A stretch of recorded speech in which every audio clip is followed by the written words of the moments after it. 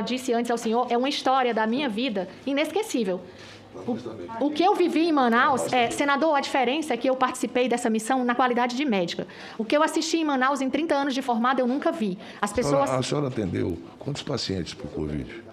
Na sua história lá em Manaus, a senhora atendeu quantos pacientes? A senhora prescreveu quantas vezes? Não, eu não fui... A senhora atendeu algum paciente em Manaus? Em Manaus, não, senhor. Não. É uma história da sua vida, a senhora foi lá, mas não atendeu nenhum paciente? Não, as histórias da vida da gente, senador, não são só os atendimentos. Por favor, que nós presenciamos... A história de Manaus, o que aconteceu na cidade de Manaus, é uma coisa que nós, amazonenses, nós que vivemos lá, eu estava lá, eu sei o que eu passei, até porque, como referência política, você é procurado. Aliás, o Hospital Delfim Aziz, que a senhora visitou e deve ter visitado, foi construído por mim quando fui governador. E é um baita hospital. Poucos hospitais, a senhora vai ver, iguais no serviço público, como tem aquele na cidade de Manaus. Mas, doutora Mayra, dia 3 ou dia 5 foi essa época que a senhora lançou o tratamento precoce, Tratecov lá? A gente não lança tratamento precoce. Não, só estou lhe fazendo uma pergunta. Sabe por quê? Porque 10 dias depois, mesmo com o lançamento do Tratecov, a senhora viu o que aconteceu na cidade de Manaus. Então, é uma história para a gente. Inclusive, tem uma médica aqui, se eu me desculpa, senador Renan, a doutora Michele, que estava no banco de dados do Ministério da Saúde, ela prescreveu para uma médica um hospital da mulher construído pelo senador Eduardo Braga, que eu tive a felicidade de contribuir para funcionar, um hospital que a senhora deve ter conhecido, prescreveu para uma paciente gestante aspirar cloroquina, e ela morreu. Essa médica de São Paulo, ela estava no seu banco de dados.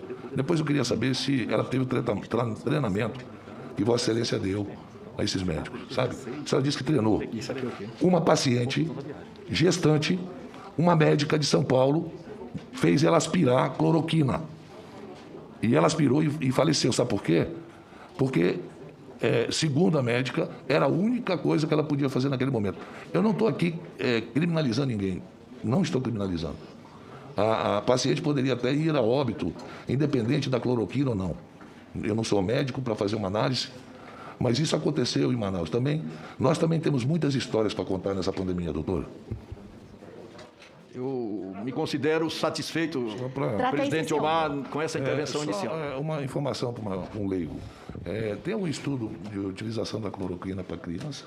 Para criança? Tem sim, senhor. Para criança. Só que a gente usa em determinados casos, a gente não usa de forma indiscriminada. Não, mas para criança foi feito estudo. Sim. Deve ter estudo para criança. Sim. Para a utilização de cloroquina. Sim, nós citamos, inclusive, senador, na nota orientativa. Agora, tem as me diz referências. Uma coisa. A senhora falou muito em Manaus, o carinho, a sua participação na cidade de Manaus. Se esse aplicativo ele não foi hackeado, não foi modificado, a orientação ou determinação ou qualquer outra palavra que a senhora possa dar, por que foi retirado do ar? No primeiro momento, nós retiramos para que a gente pudesse fazer a investigação. E depois, por que não voltou? Nós estamos organizando para que ele possa ser utilizado. Mas, doutora, a senhora sabe quantas vidas se perderam nesse inteirinho? Não houve hackeamento nenhum. Senador, nós tentamos explicar isso. Doutora, não houve absolutamente nada.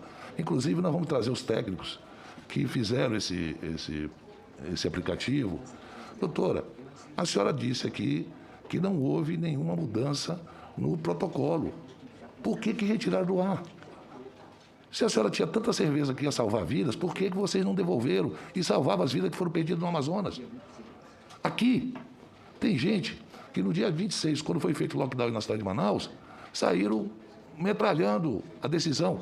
15 dias depois, esses assassinos da internet que ficam criticando o lockdown, mataram pessoas sem oxigênio na minha cidade. Por que a senhora não devolveu o aplicativo que salva vidas? Essa é a pergunta. A senhora deixou de salvar a vida no meu estado. Se esse aplicativo salva a vida, por que a senhora não devolveu o aplicativo, doutora? Senador, primeiro, porque havia uma insegurança enorme. A semelhança do que foi feito com a tentativa Doutora, não faça isso. A senhora treinava os médicos, doutora. A senhora tinha o aplicativo. Não faça isso comigo. Sabe quantos amazonenses morreram? Sabe quantos amazonenses morreram por falta de oxigênio? Centenas. Na capital e no interior. Se a senhora tinha um aplicativo que ia salvar vidas, por que a senhora não devolveu esse aplicativo? Não, senhor. Não, senhor. Presidente. Não, senhor. Presidente. Não, senhor. Presidente. O senador Elisiane com a palavra por 15 minutos. É meu estado. É meu estado. É o estado de Vossa Excelência, mas Vossa Excelência é o presidente da comissão. Não é seu estado. Vossa Excelência é o presidente da comissão. É meu estado. Ok. Até ontem Vossa Excelência estava contra o aplicativo. Agora mudou de ideia. Você não entende ironia não, né, rapaz? Então explique, senador, porque tá difícil, até para o seu Estado entender. Presidente de CPI não é presidente para ser irônico, presidente. Figura de linguagem da literatura. Senhor presidente, eu não enrolo. Minha fala. Eu não enrolo ninguém. Eu não fico tangenciando para chegar. Eu não sou enrola, não. Eu falo as verdades e falo na cara. Não fico utilizando o meio termo, senhor presidente, subterfúgio, não. Senhor presidente, Vossa Excelência tem o respeito dessa comissão quando age como presidente. Senhor presidente. Mas não é isso que está fazendo. Aqui não é o presidente. Aqui é um senador do meu estado, o Amazonas. Mas Vossa Excelência está na cadeira do presidente, senador Amar. A senhora, a doutora Mayra, ela poderia ter salvado vidas com esse aplicativo. Vossa Excelência, quando nós vemos no banco de testemunho o governador do teu estado, quero ver se Vossa Excelência terá essa mesma animosidade para enfrentá-lo. Pode ter certeza como temerei a mesma forma para tratar o governador do seu estado. Ali há pedido de prisão contra ele. Ótimo. O problema dele e teu, não é meu. Então... tu acha mesmo que eu estou preocupado com o governador do Amazonas, é? Eu não me preocupo nem com o governador do Amazonas e nem com o governador de Rondônia, que vem aqui também. Doutora, qual a sua opinião sobre a Fiocruz? É uma instituição de excelência que tem dado grande contribuição para a vacina agora no Brasil, no momento que nós vivemos. Só tem conhecimento de vossa declaração sobre a Fiocruz? Sim. Posso colocar aqui? Pode.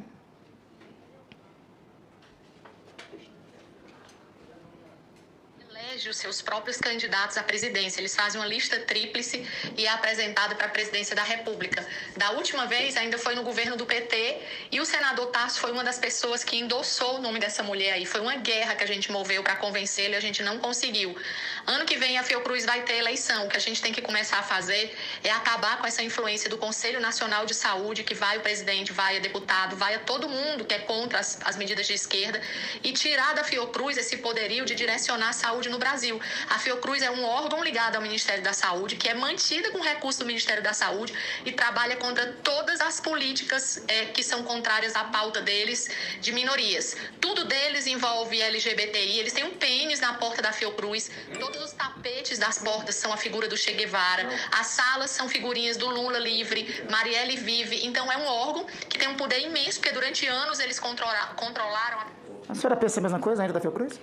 Esse áudio foi uma resposta a um colega, não foi agora, enquanto estou secretária de governo, e houve um vazamento. Nessa época, isso era constatação, senador, de fatos. Eu acho que o papel dessa instituição de excelência é... Em algum momento da história da Fiocruz, teve um aparelho reprodutor masculino na porta? Sim.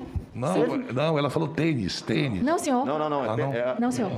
Existia um objeto inflável em comemoração a uma campanha na porta da entidade. Isso é uma constatação, senador. A senhora então reafirma isso? Sim, não, isso é uma constatação de fatos. Eu acho essa informação, essa é a opinião de Vossa Excelência. Eu respeito a Fiocruz, inclusive, é a instituição que é responsável pela vacina. A única vacina conveniada pelo governo brasileiro. Uma instituição que tem mais de 100 anos de existência. Uma das primeiras instituições sanitaristas dos laboratórios mais respeitados do país. Sobre a Fiocruz, já ouvi o que a senhora pensa da Fiocruz. Já ouvi, não concordo. Aliás, refuto veementemente, mesmo porque é a vacina da Fiocruz, consorciada com o laboratório AstraZeneca, que está salvando a vida de milhões de brasileiros. Mas, sigamos.